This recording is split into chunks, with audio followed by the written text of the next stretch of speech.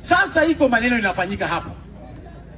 Serikali imeenda ikaona kwamba tunaenda kushinda hii viti yote, imekuja ikapatia mmoja wetu pesa kwa jina George Natembeya, gavana, ikamwambia enda huko Kisa East, enda chokora, so that huko sisi wote tupoteze, serikali ipite.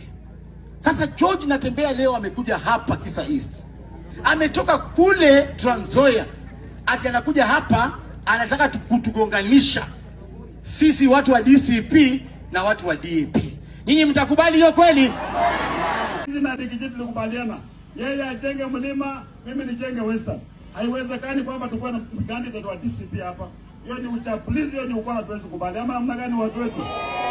Candidate wa DCP asimame kule, candidate wetu asimame hapa, tukue strong, au pia ukue strong, ukutane kwa meza ya wanaume. Hapa namna. Nikikuwa dio paka niko gavana saa hii, sijawahi kula shilingi hata moja ya Ruto na sitawahi kukula. I will never. Nataka wala ambao wanaongea ukuja utuambie hapa kama pia wamekula pesa ya Ruto ama hawajakula. Wanakula pesa ya Ruto usiku, mchana tunatembea na kule.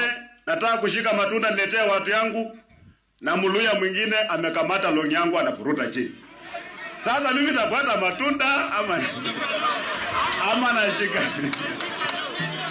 Situkua tu wangwana ama namna gani?